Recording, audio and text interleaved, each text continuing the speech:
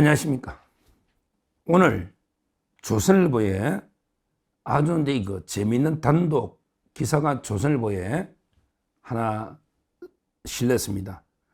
제목은 이재명 대신 추미애, 정청래, 그러면서 지지층에서 나오는 백업 후보론, 이런 기사입니다. 박상기 기자가 쓴 기사인데요. 박상기 기자는 제가 잘 아는 기자입니다. 지금 제명인의 마을이나 이런 민주당의 온라인 가보면요. 야, 우리 이러다가 이재명 만에 하나게 판결 나가지고 출마 자격이 없으면 그러면 우리가 후보단 못 내보고 대선 끝나는 거 아니야? 옛날에 조홍천이나 이 사람들이 먼저 지적했던 거고 저도 여러 번 지적했죠. 후보 등록 후에 당선 무효형이 나오면 100만 원 이상 그러면 새로 후보를 또 낼 수가 없는 거예요. 그래서 대법원에서 10일 정도 여유를 두고 후보를 교체해라. 이래서 파기환송을 시킨 거 아닙니까? 10일 정도 여유를 두고. 근데 계속 이 사람들은 오히려 대법원장이나 대법관들에게 전부 줄 탄핵해버리면 어차피 선거 못한다, 대선 전에. 그러니까 우리가 사법 쿠데타 굴복하면 안 되고, 오직 이재명이다. 이렇게 밀고 나가고 있잖아요. 그런데 실제 제명인의 마을이나 민주당 카페에 보면 불안하다. 이러면서 우리가 그래도 백업 후보 하나 정도를 만들어놔야 되는 거 아니냐. 이런 글들이 엄청나게 올라오고 있는 거예요. 저도요, 제가 좀 알바생처럼 사가지고 제명인의 마을을 계속 모니터하는 어떻게 보면 간첩 활동인가? 이거는 간첩이라 하기는 어렵죠. 정보를 수집하는 거죠. 이재명 측에 제가 취재나 계속 정보 수집, 여론 수집 해야 방송을 할 거 아닙니까? 그러니까 저도 이런 글을 많이 봤는데 이번에 조선일보에서 단독으로 이걸 기사로 쓴 겁니다. 지금 이게 머리가 좀 좋은 놈들이 있네요. 이 좌파들은 보통 머리가 좋고 양심적인 사람은 없어요. 머리가 좋고 양심적이면 좌파가 될 수가 없지. 근데 둘 중에 하나는 없거든. 물론 둘도 없는 사람이 제일 많지. 머리도 없고 양심도 없는 놈들이 좌파해. 근데 걔 중에는 혹시 머리는 있는데 양심이 없거나 또 머리가 없어도 양심적인 사람이 있다고. 둘 다 없는 사람이 제일 많지만. 그러니까 좌파들 중에도 양심은 없는데 머리가 좀 있는 놈들이 있어. 좌파들 중에 있다니까. 옛날에 젊을 때 유시민이가 내가 쓰기 전에 유시민이가 머리는 좀 있다고. 다만 양심이 없지. 조국이나 머리도 없고 저는 그래 봅니다. 조국이하고 유시민하고 비교해보면 조국이는 아무것도 아니야. 진짜 머리 나빠요. 사법고시 떨어지고 일 떠나서 진짜 머리 나빠. 책을 보면 알아. 근데 유시민 책은 제가 두 사람 책을 다 봤거든요. 한 권도 안 빼고 다 봤어요. 솔직히 유시민 책은. 근데요, 유시민에게 머리는 있다니까 양심이 없고 조국에게 둘 다 없지. 머리도 없고 양심도 없어. 대부분 그래.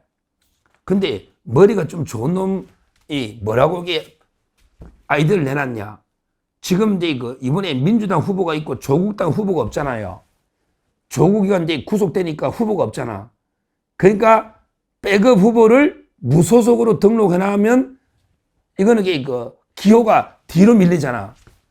한덕수도 무소속이 되면 기호가 7번 될지 8번 될지 몰라. 특히 한덕수는 가나다 순으로 가면 더 늦을 한시잖아, 한시.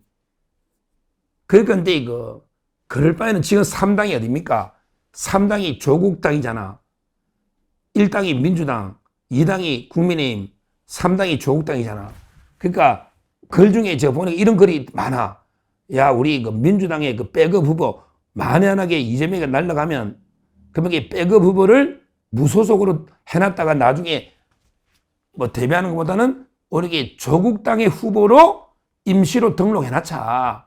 그러니까 이재명이가 아무 문제 없이 대선 치르면 그냥 사퇴하면 되고, 그게 아니고 이재명이가 진짜 만에 하나 잘못되면 기호 3번을 받아서 백업 후보가 나가야 된다. 이러면 머리가 좀 좋은 놈들이야. 그러니까 무슨 말이냐면 이제 백업 후보로 많이 거론되는 게 누구냐 하면 단연 추미애입니다. 1순위는 추미애입니다. 그 다음에 많이 거론되는 게 그 정청래죠, 멍청래. 그 다음에 김민석이, 그 다음에 박찬대. 이런 4명이 지금 많이 거론됩니다. 백업 후보로.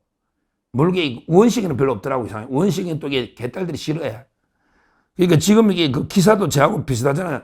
제가 이게 모니터 본 거하고 조선일보 기사가 이게 비슷한데, 백업 후보로 이게 제일 많이 거론되는 거는 이게 추미애, 그 다음에 그 정청래, 그 다음에 김민석, 그 다음에 박찬대, 이런 사람들이 있다. 이 사람들에게 등록해놨다가 이재명이가 만에 하나 안 되면 그만 만에 하나 이게 그 잘못되면 후보 내야 될 거 아니냐, 이런 이야기입니다. 근데 무소속으로 해놓으면 또 이게 기호가 뒤로 가니까 조국당으로 이렇게 등록해놨다가 나중에 뭐 아무 문제 안 생기면 그냥 사퇴하면 되고, 문제 생기면 이게 해야 되는 거 아니냐, 이런 이제 글들이 엄청나게 올라와 있습니다. 그만큼 이게 그 민주당 지지층, 이재명의 지지층도 불안하다, 이런 이제 징표죠. 어떻게 될지 몰라요. 뭐 이게 우리가 한 번도 진짜 예측 안 한 게 판결들이 너무 많이 나와. 저도 헷갈려.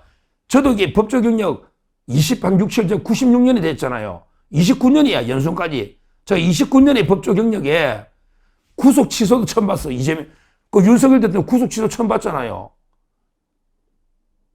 그리고 이게 처음 본 게 한두 개가 아니야.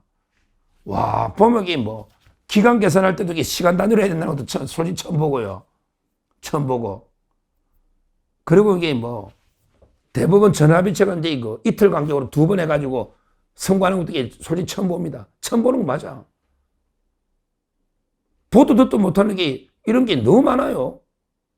솔직히 재판 뭐 이재명이가 대장동 관련 재판에 정인 5번 안 나가는 것도 처음 봅니다. 저 그런 거 처음 봅니다. 5번 정인 안 나가는 것도. 그 다음에 뭐 그 외에도 이게 듣도 보도 못한 일들이 계속 벌어지니까 이번에도 이게 이재명이 어떻게 될지 모르죠. 뭐 이게 그 고등법원이 오늘 박균택이 한 말처럼 15일 날 이재명이 안 나오면 16일 날 선고할지, 그러면 이게 일주일 지나면 대법원이 바로 또 6월 3일 전에 선고할지 아무도 모르는 거야. 아무도 모르는 거예요.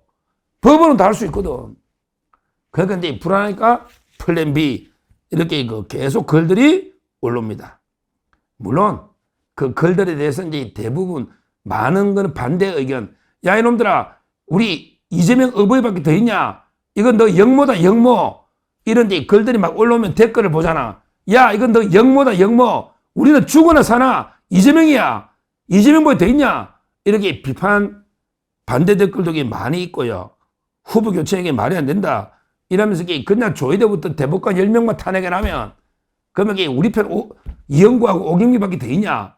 근데요, 전화비체는 중요한 게 3분의 2입니다. 이걸 기억해야 합니다. 3분의 2가 출석합니다. 따라서 지금 이게 13명으로 구성되어 있잖아요. 14명이 원래는 이게 대법관의 3분의 2니까 14명의 3분의 2거든요. 14명. 근데 한 명은 이미 빠져 있잖아, 천대비는. 그래서 이게 13명으로 구성된다고. 천대비는 이미 빠졌잖아. 그러니까 14명의 3분의 2 하면 10명이야. 10명인데 천대비 빠져 있으니 지금 이제 그 9명이 돼야 이게 그 전화비체가 됩니다. 그러면 이게 4명만 탄핵하면 돼, 원래는. 그래서 제가 이게 그 조희대, 그 다음에 오석준, 그 다음에 엄상필, 이런 게 우리 보수들 있잖아요. 엄상필, 오석준, 그 다음에 조희대, 이런 사람들에게 위주로 탄핵하자. 한 명 더 하면 이게 저번에 그 정읍시장 판결 주신 권영준 서울대 교수 뭐 이런, 예를 들어 이게 4명만 탄핵해도 마비됩니다. 근데 굳이 뭐 개딸들은 뭣도 모르게 10명을 다 탄핵하자고 떠드는데 원래 4명만 탄핵해도 이게 전화비체 구성이 안 됩니다. 참고로 전화비체는 3분의 2 이상이 출석해야 된다. 근데 이미 천대비는 출석 안 하기 때문에 4명만 더 탄핵하면 됩니다. 10명에서. 하여튼 뭐 그래서 지금 현재 민주당에서는 이제 뭐 플랜 B는 없다, 말도 안 된다, 이렇게 공식 부인하고 끝까지 탄핵을 통해 돌파하겠다 이렇게 떠드는데, 실제 개딸 사이트나 민주당 사이트에는 불안하다. 원래 그 플랜 B는 준비를 해놔야 되는 거 아니냐, 백업 후보로. 그럼 후보도 못 내면 어떡하냐. 옛날에 그런 역사가 있죠. 우리 민주당의 전신 당 중에 그 한민당이라고 그러잖아요. 옛날에 한민당 인촌 김성수, 그 다음에 뭐 고하 송진우, 암살당했죠. 송진우는 고하 송진우, 또는 인촌 김성수, 이런 우리 지주들 한민당 세력이 있잖아. 여기에 쭉 오다 보면 나중에 이거 해공, 신익희 선거도 못하고 이게 죽었죠? 신익희. 그 다음에 또 유석, 조명옥도 이게 선거 못하고 급사했잖아요. 갑자기 죽었대 말이야. 근데 이번에 이재명이도 급사. 근데 그 신익희나 조명옥은 이게 병으로 급사했고 이재명이는 범죄로 이게 급사할 수가 있거든. 갑자기 범죄를 지어가지고 이재명이가 급사하면 그러면 이게 어떡하냐, 후보도 못 내면. 그런 트라우마가 2번이나 있었다고. 그러니까 이제 이번에 백업 후보를 내놔야 된다. 그것도 이게 좀 머리 써가지고 조국 당의 후보로 등록하면 3번이다. 기호 3번. 뭐 이러면서. 그게 그런데 누구다? 제일 많이 되는 건 추미애입니다. 추미애. 원래 추미애가 그럴 거야. 그 다음에 정청래나 뭐 김민석이, 박찬대 이런 애들이 그런 데고 있다. 이것만 봐도 얼마나 이게 불안한지 알 수 있고, 뭐 저는 이재명이가 어떤 경우든 논다 봅니다. 이재명이가 이게 어떤 경우든 논다 봅니다. 그러면 이게 어떻게 한다? 아마 이제 판사 줄탄핵 할 수밖에 없다 봅니다. 줄탄핵. 그러면 이게 어떻게 된다?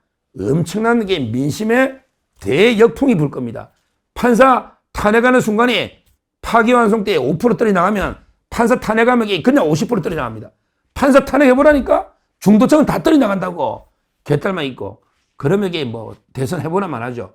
한번 이게 그런 쪽으로 가는 게 맞죠.